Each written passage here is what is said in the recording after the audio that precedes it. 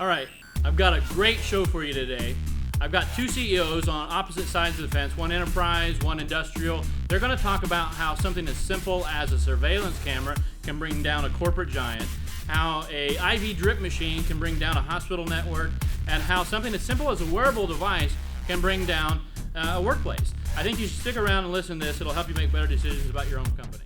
I'm the CEO of Red Ash Technologies. And at Red Ash Technologies, we provide solutions to the industrial security market, as well as the healthcare IT segment of the IT, traditional IT market. Our technology spans from IP surveillance, access control, critical wireless communication for autonomous vehicles. And that's sort of where we're centered around right now. And lots of IoT devices embedded in that type of solution. So I'm Richardson, CEO of Aurora InfoTech. We are a managed services provider and IT solutions support firm based here in Orlando, Florida.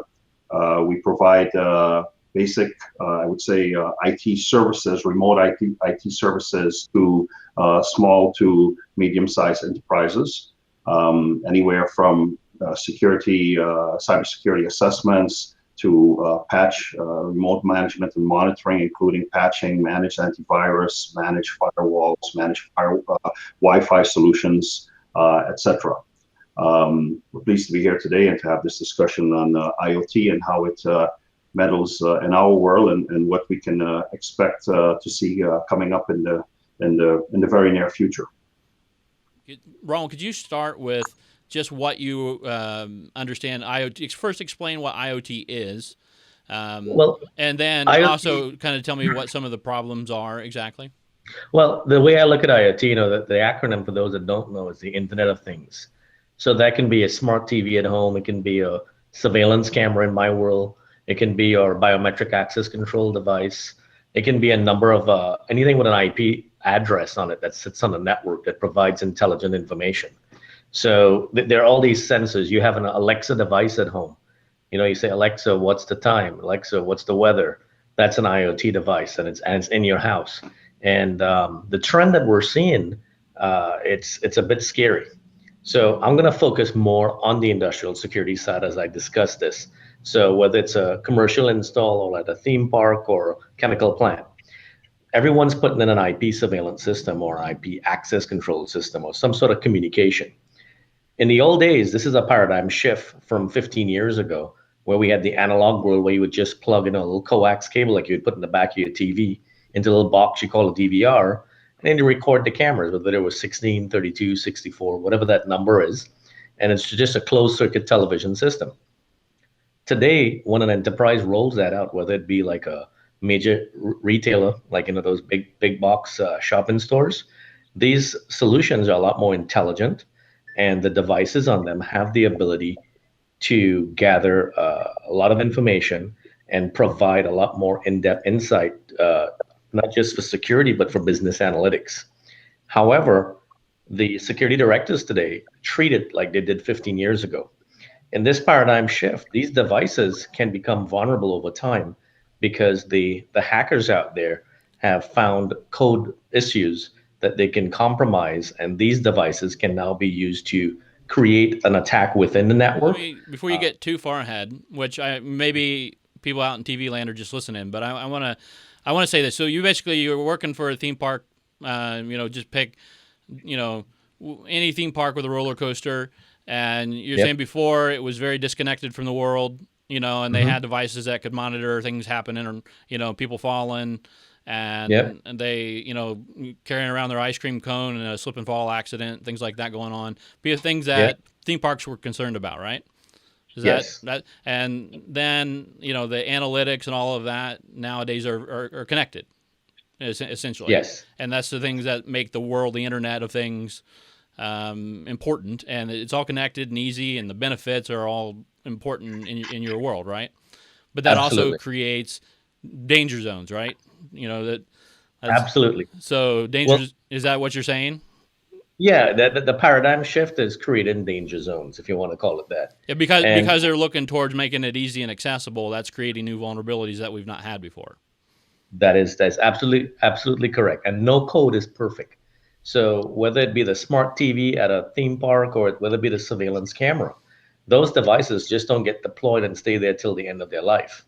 So a lot of people will say, well, So it's not just set it and forget it. it's not just set it and forget it. And, in some industries, they say it's nothing valuable. If someone gets into it, what's the big deal? Well, Well, today, I think part of the issue here, if I may, is that a lot of these devices that we're seeing, were made and it was all the novelty, right, of having that connectivity to the internet and being able to go, and take that example of the smart TV, for example. yeah, Everybody rushed and changed their TVs 2 Christmases ago. And I think there's not a community, at least here in the US and other parts of the world, where they were, I call them the fat butt TVs were not out on the side of the road in January, yep, all because everyone wanted a smart TV. And these manufacturers, they put these functionalities in there. So from the TV now, you don't need to have a separate Roku box. You can actually go in the TV and connect on Roku and look at this and check weather and browse the internet, etc. But when they made these devices, they were really, we didn't have the issues that we have today. And I think the recent ransomware attacks have sort of brought all of this now to the surface. These issues were always there, but now you have, cybersecurity in general, whereas, years ago, done by what we call script kiddies, kids who really were, sort of doing things for bragging rights. And this has escalated over time and more recently into government-sponsored, almost on the verge of what you may consider to be electronic terrorism, that are now scouring the internet, looking for, let's say, holes within connected within devices. And once they get into a smart TV, for example, they can either use that to, if some TVs have cameras in it, so they can use it to carry out eavesdropping, or they can use that device now to launch attacks on other devices on the internet and disrupt people's lives. absolutely. And I think you're spot on there. And then you put that back in the industrial security world. They're taking cameras. I mean, we had a school local in town recently where the cameras, the customer didn't see the need to provide those security updates. And those cameras were being used to mine Bitcoins. Yeah. The server, the recording server got ransomware on it because they refused to have a maintenance program to secure and do the patches that Microsoft releases on every Tuesday. So what's the downside to that? Well, there's that risk. If they needed video, which they've invested in a costly IP surveillance solution for like a campus or something, and that video is not retrievable, then that investment that you put it in is of no value at that point. So to take back what you just said there about Bitcoins, and for those of there that who may not know out there, I mean, Bitcoin is what is considered a cryptocurrency. And you generate it's an untraceable currency, really, and you generate Bitcoins by mining, which means you have computers that are processing and crunching numbers, and X amount of numbers equals a Bitcoin. Well, and the attack that Rommel just mentioned, which was the Mirai attack, these cameras, regular surveillance cameras that were connected to networks. Now, almost everybody today has a surveillance system at home, and it's, take it out of the box, plug it in, connect it to the router. Everything comes up. We're able to see it from the outside. So if we're able to see it from the outside, guess what? The attacker is able to get into it as well, a very sophisticated attacker. And they were actually using these cameras to generate money. So your camera sitting at home may have actually been generating money that you never even got to put your hands on. Exactly. Explain to me a lot of where you see. I know we talked a lot. Started out with industrial uses and stuff like that. So, kind of explain to me your view of this problem with IoT. Our view is not much different than what Rommel encounters in the industrial space. And we deal more with enterprise IT. But let's take a look at what's happening here, right? It used to be before that computer networks within offices were very secure fortresses, let's say. You came to work, there was a computer on your desk, and that's what you use. Now you have bring your own device. Whether it's your phone, whether it's your own Surface or your own iPad or whatever it may be, whether it's your own Alexa that's now coming and sitting on that network, or your wearable device that's connected via Wi-Fi to that network. But guess what? All these little devices, as we said before, they were not developed with any type of security mechanisms built in. And that's where the underlying factor is. So now, in most businesses, at least some, spend a lot of money building a fortress around themselves from an IT perspective in terms of how to keep the outsider from coming in. But in the meantime, we bring the back door in. And I'm not pointing at my particular watch here, but I'm just using a wearable technology as an example. And let's take it a step further. The Black Hat conference was just took place out in Las Vegas within the last 2 weeks. That's one of the biggest cybersecurity events of the year, where they make a lot of announcements and different things like that. And one of the things that came out here recently now is, and Rommel talks about healthcare and in his industry, is the concern that the intravenous, the IV machines within hospitals that are used to control the drips. Are actually, it's an IoT device because it's actually sitting on a network that communicates. And there was a demonstration actually made at the Black Hat conference this year on a live demonstration on how easy it was to actually hack that machine and launch a complete attack within a hospital. Now, attack does not necessarily have to be that they're looking to control other machines. One of the things that in my world that's very critical is what we call PII, which is personal identifiable information. Mm-hmm. A machine as such is going to have information on it about that particular patient. And a hacker getting in there, it may have that patient and may have all the other patients that use that machine beforehand. And of course, now the hacker gets their hands on that. And typically, hospitals use your social security number as your identifier. So there you go. Okay, so two things. That brings up a good point that I thought about. Rommel, you can comment on one of these points, and both of you can comment on the main point here that I thought about. A lot of people, when it comes to security breaches in general, and I deal with this too a lot of times when I work on websites even, they think, well, why would they attack me specifically?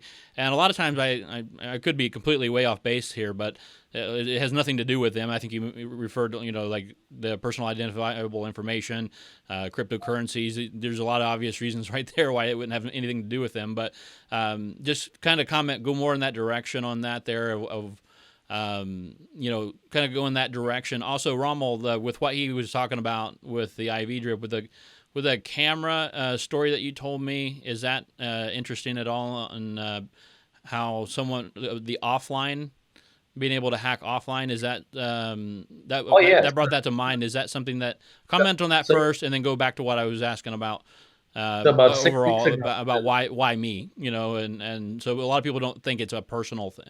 It's not really personal, I don't think, and so go back to that second.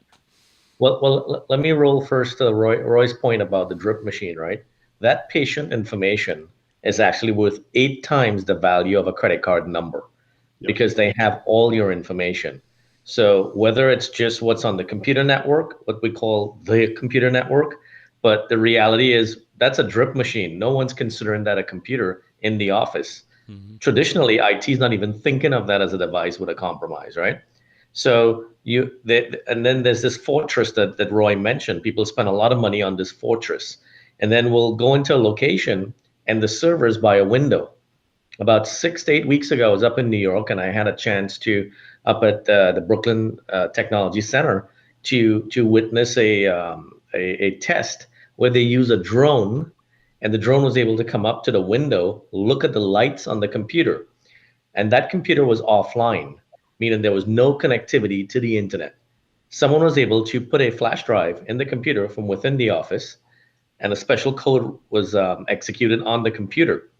That code then took the hard drive lights and did Morse code to pass off the passwords that were on the machine to the camera on the drone. So there's the drone version, and then there's I read about one day where they used a plug. They had a little camera that looks like an iPhone charger, and that actually had a camera on it, and the camera was able to record the information from the hard drive. So when we look at that, there is nothing that's secure anymore. But you made a good point. Why me? I don't have anything of value. Well, your equipment, it's free equipment. So when they want to launch an attack, we had an issue up in the Northeast about 2 years ago through a vulnerability in the internet service provider's router. The attacker was able to take control of several cameras that did not have a patch available at the time and use the cameras to launch an attack on a bank in Europe. Now, that's pretty detailed. We were able to get a lot of details down the road from it from IC3. But just think about that for that person, it's a shopping center. It's just a camera. Why would they want to hack my camera to look at the parking lot? No, they were using those devices to launch an attack somewhere else. So there's value to that to the hacker. It's not about what data you have, it's what they can do with what you've invested in. Yeah, I think that's a good point. Roy? Yeah, so to illustrate a little bit on that, Tony, we've all been to airports and hotels that have these revolving doors, and they sort of turn very slowly, and you can squeeze 3 or 4 people in there, and then you come out on the other side, right? Yeah. So think of... Kids love those, by the way. Sorry? Kids love those, by the way. The revolving doors. Exactly, Sorry. right? So think of an IoT attack or IoT-based attack like this. You have a router or a firewall at your place that can handle X amount of traffic. That's the revolving door, right? Mm-hmm. Now, in a revolving door scenario, let's say 5 people can go in at a time. But if I actually send 100 people running full speed to that door, we have a problem. That door seizes up, people get hurt. And while the attention is focused on that incident there at the door, in the other door to get into your safe. So, this is what these attacks typically do. The attackers will look for my camera at home, your camera at home, for example. They'll launch an attack, and the series attack now let's go back to that Mirai attack. There were literally hundreds of thousands of devices all attacking a DNS server. Infrastructure. DNS is the server that's used when you type in Google. It actually translates it to a physical address. Okay, so by launching all this attack on the DNS server, which was the revolving door, it actually crippled it, and the internet went down. And while everyone was focused on that, of course, malicious activities could have been taking, nefarious activities could have been taking place elsewhere. So, this is why it's not really necessarily always about me, but it is, using my infrastructure to launch attacks on others. And in most cases, it's just about hiding their identity. But, if we have these unpatched systems out there and they're readily available and readily accessible, then, in their minds, let's use them. We sufficiently laid out the problem. It's... there are lots of holes and gaps, and I think but if creativity is necessary, they'll find a way. But I think it's like any thief or any problem out there, they'll go the path of least resistance. I don't know if you agree with that necessarily. I don't think they're necessarily looking to make something harder than necessary. But would you agree with that? Rommel? Yeah, absolutely. I think they take the path of least resistance. So you look at a major retail store a couple years ago. The credit card network got hacked from the automation system. Now the poor automation system provider knows nothing about network security. They do automation system for stores, but those devices were IoT devices and they didn't patch them. So again, when they launched the attack on that establishment, they didn't go after the fortress. They looked for the path of least resistance, which was the automation company, and they had a vulnerability in their equipment. And did not patch or did not provide enough security for that device. And they took that path and they were able to use that to go in and grab the credit card information for all the store customers. So whether you're in the security industry, whether you're in the AC and refrigeration, building automation, or just traditional computer networks and healthcare facilities or just enterprise IT, you've now got to change your approach. We've got to change the way we do things. Prior to the last 5 years, 100% of the cars were gasoline powered, right? Today, I can jump into a Tesla, plug it into my house, and it's an electric car, right? Paradigm shift. Well, since the devices we're using today are so much more intelligent, we now have to have a procedure in place to maintain that security. And security directors or automation professionals now need to offer their customers a service plan that says, hey, monthly or weekly as patches are released, they'll go ahead and patch these devices so that they reduce the chance of the vulnerability of the attack, and the customize a system that functions, and at the same time that it's less disruption, so they'll save money down the road. But they've got to start investing in this, and companies today don't, the CFOs don't see the financial gain in having a service contract to do that sort of patching. That's the concern we're seeing in across all industries right now with IoT. In the enterprise IT world, you just drive, and you heard years ago about these kids that were really driving around, and it used to be that hackers would drive around looking for Wi-Fi networks, right? Looking to crack them and get into them, etc. Today, I think one of the biggest vulnerabilities in enterprise IT are the printers.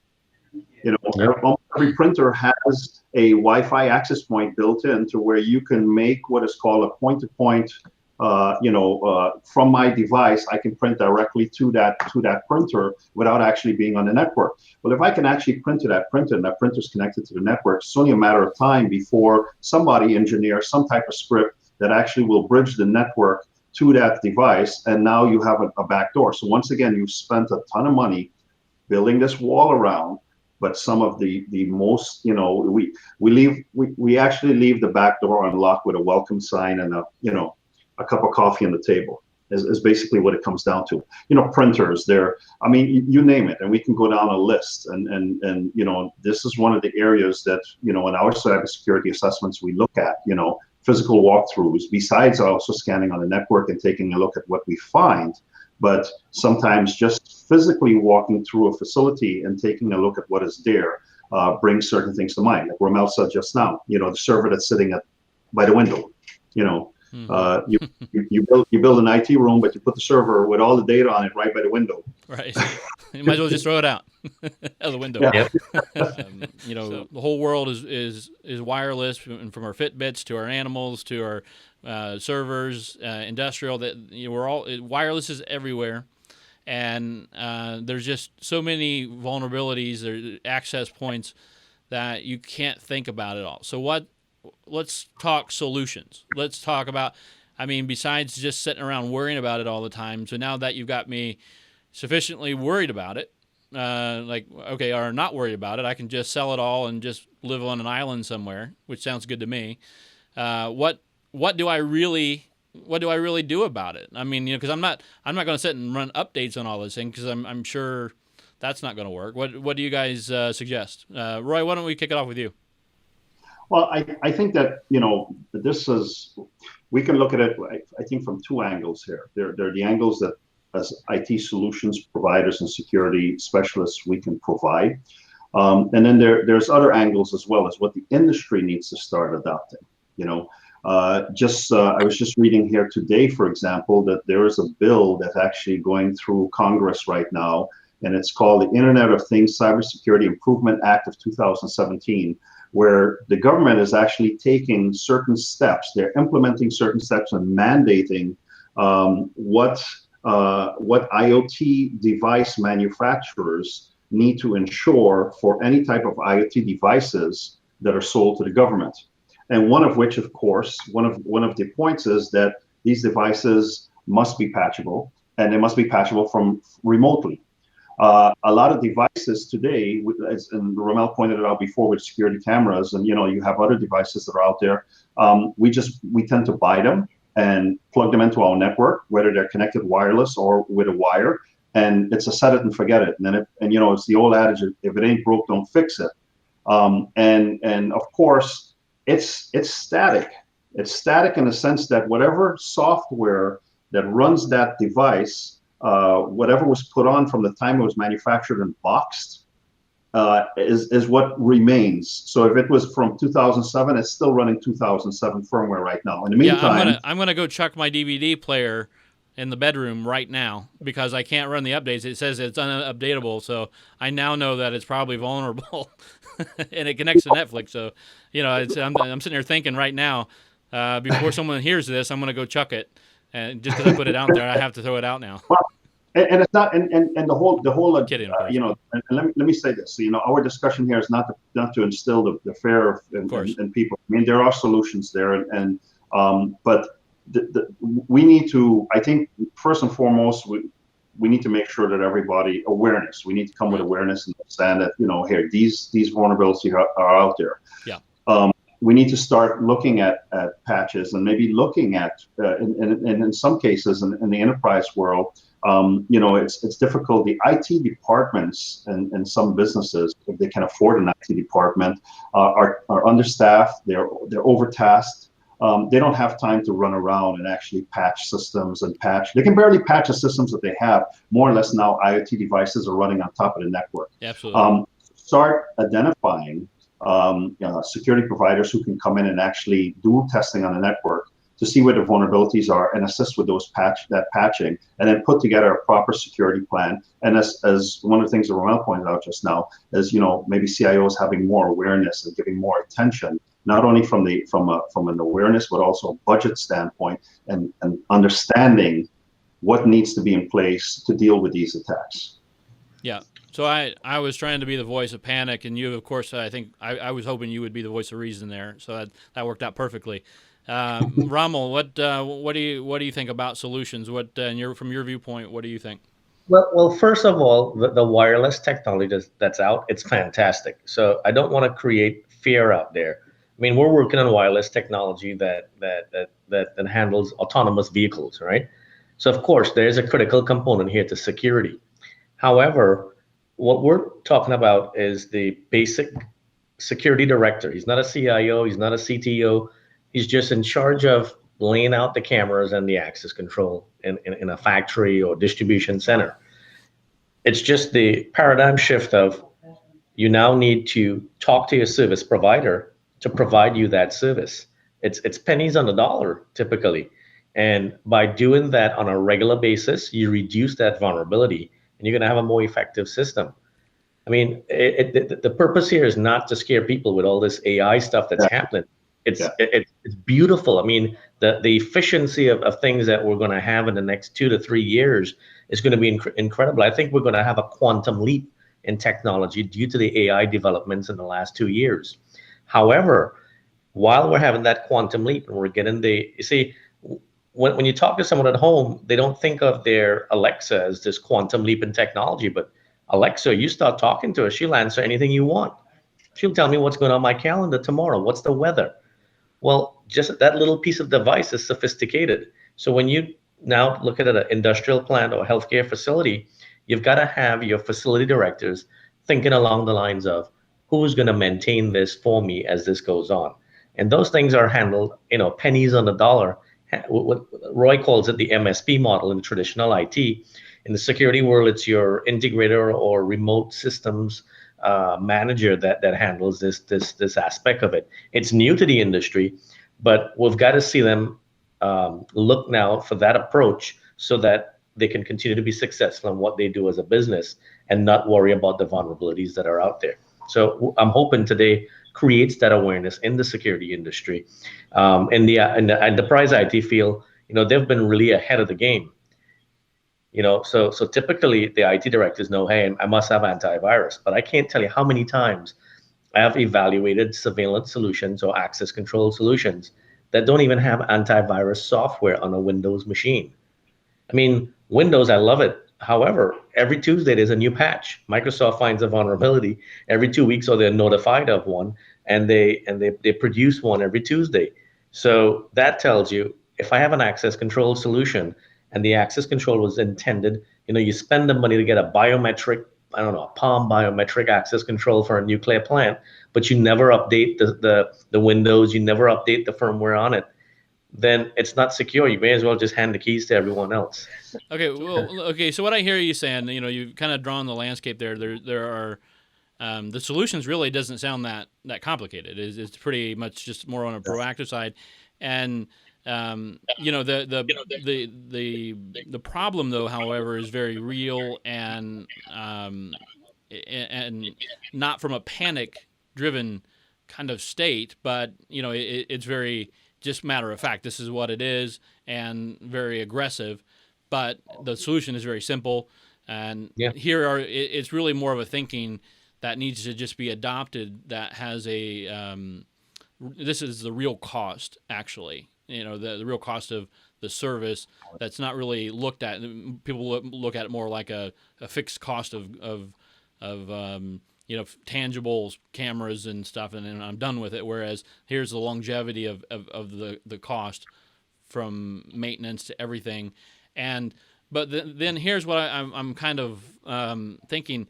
I think if people could also begin to look at it from like the benefits aspect of it, the from embarrassment to park savings or enterprise, savings, the actual reason they bought it in the first place.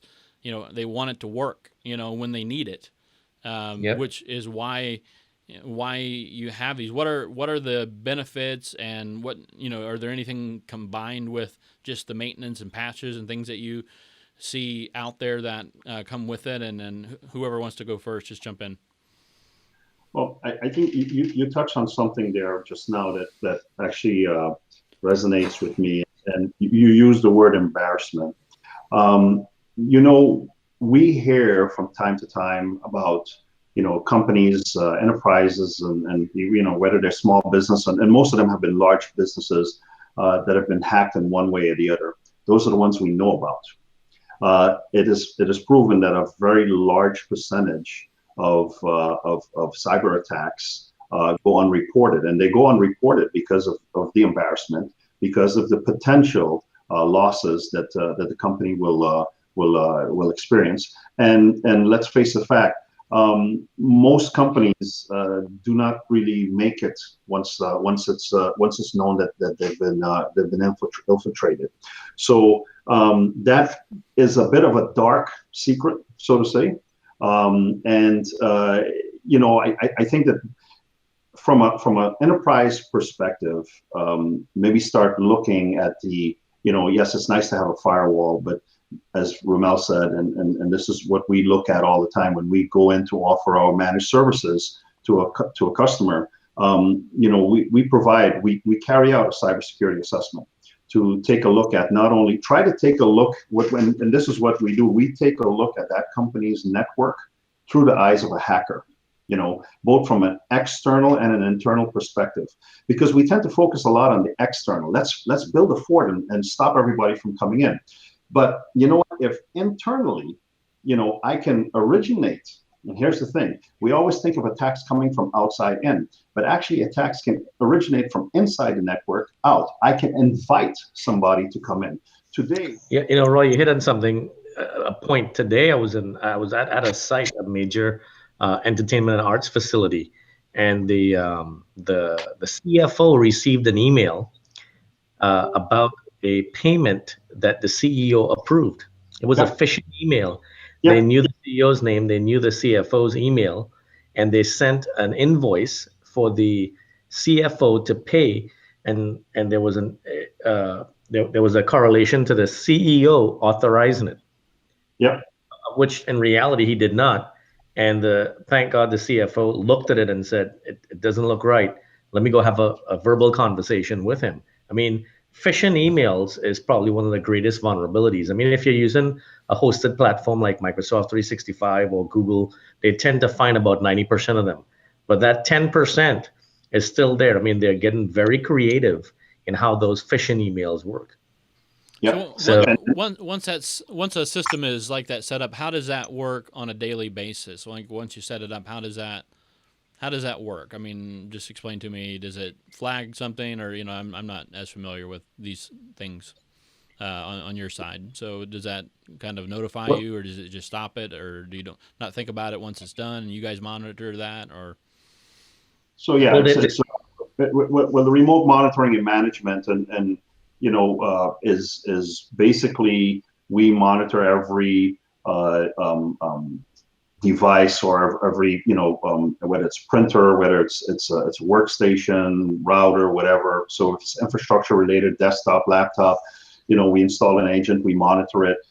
It comes with managed antivirus, anti-spyware, and of course doing that and tweaking and providing the managed firewall services we can actually catch a lot of, and some other secret sauce that we have, we can actually let.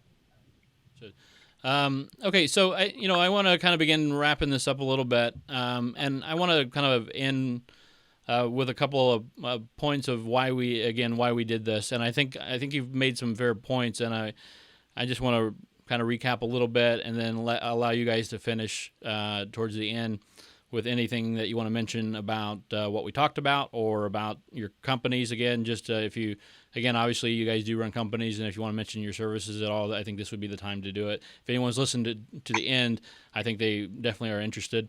But I think the main point that I want to bring up is that if you've taken the time to watch this, please reach out if you're an enterprise, or if you're if you know somebody that is in the industrial world, that share this with them. It's just an open, honest conversation. If you have any questions, feel free to contact these guys. And I'm going to allow them to close. Rommel, go ahead and finish. In the industrial world, as it relates to the topic that we talked about today, we offer a product called RFA, Remote First Aid, which does exactly what I spoke about earlier, which is the patch management, the maintenance of the machines remotely, for a fraction of the price of what it would cost you to maintain your system yourself. By using our service, we've reduced the probability of being on site and the cost of rolling a truck by about 80%. So if you need more information, just send an email to sales@redashsteam.com. Red's got 2 D's in it, or you can visit our website. So I think that's it for me at this point. I'm looking for the food now. Roy, any final thoughts? Yeah, so on our side here, we as a managed services provider and cybersecurity team, we provide a myriad of solutions that augments. We have different offerings. We either have a fully managed solution where we remotely manage and monitor the IT network. Our services are backed by 24/7 help desk, fully staffed, 200 something plus techs here in the U.S. And for server infrastructures, and we have a network operations center that's also 24/7. We have either the fully managed solution. We can also provide augmentation to the existing staff, where we actually come in remotely as part of the IT team, and we offer a number of Office 365 and other solutions as well. This has been really, really good. I really enjoyed the exchange here with you and Rommel. I look forward to getting together with you guys and eating some great food soon.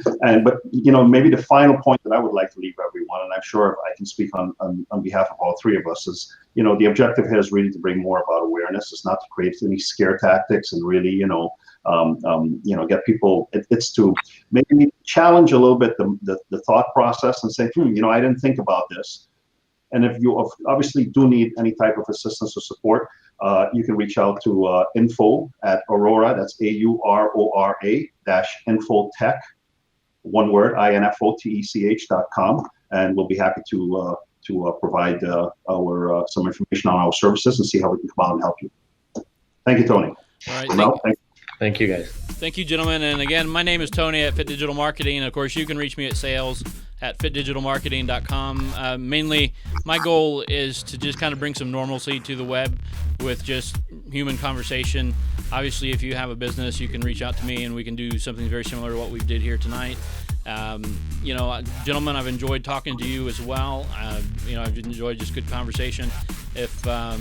If there's anything about that food that we can do to get together sooner than later, let me know, and talk to you soon. Have a good night.